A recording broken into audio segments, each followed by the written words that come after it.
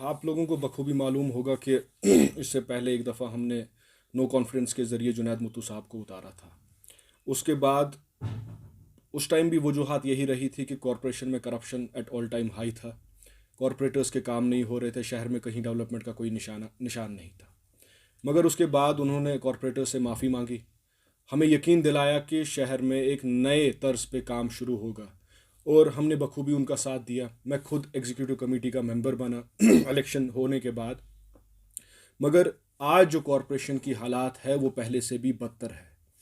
Corruption at all time high है, बड़े sophisticated तरीके से करप्शन हो रही है कॉरपोरेशन में, जहां पर शहर के रईसों की बिल्डिंगें जो है, जिनकी परमिशन एक चीज़ की होती है और बनती कुछ और चीज़ है, उसमें किस तरीके से कई दफ़ा मुझे भी दबाया गया कि आप इस चीज़ पर आवाज़ ना उठाएं।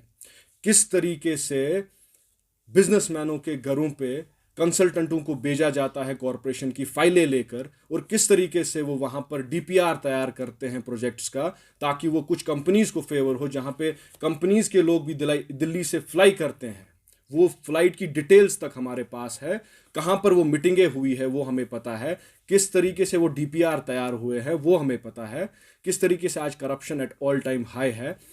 उसके बावजूद किस तरीके से करोड़ों की पेमेंट है, एज चेयरमैन एग्जीक्यूटिव कमेटी वो खुद दस्तखत करके पेमेंटें छोड़ रहे हैं, जबकि उसमें एग्जीक्यूटिव कमेटी के मेंबर्स को कभी कंसल्ट नहीं किया जाता।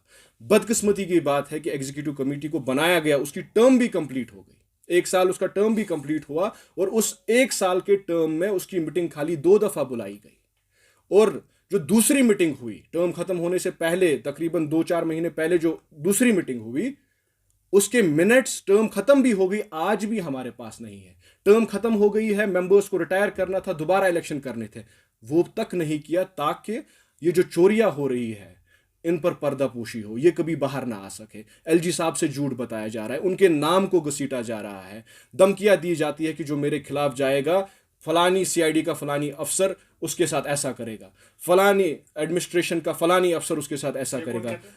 बाज़ाब्ता मेयर साहब कहते हैं, वो कहते हैं कि I am in touch with the LG down to the WhatsApp level. जो मेरे खिलाफ जाएगा, जो इन चीज़ों पर आवाज़ उठाएगा, जनाब वो रहेगा नहीं फिर श्रीनगर में। ऐसी हालात, ऐसे डर खौफ का माहौल बना गया है कि किसी को बात करने नहीं दी जा रही है। मगर जनाब हम डरने वाले नहीं है। आप जो ये चोरियां कर रहे हैं इनको हम नंगा करेंगे। हमें मालूम है कि वो पुलिस के अफसर, हम उनको जानते हैं, सीआईडी के वो अफसर हम भी उनको जानते हैं, हम एलजी साहब को भी जानते हैं। हमको पता है कि उनका दूर दूर तक इस चीज़ से कोई वास्ता नहीं है। आप उनके नाम को जलील कर रहे हैं, आप एडमिनिस्ट्रेशन को जलील कर रहे हैं, आप अपने ज़ाती मुफादों के लिए उनको जलील कर रहे हैं।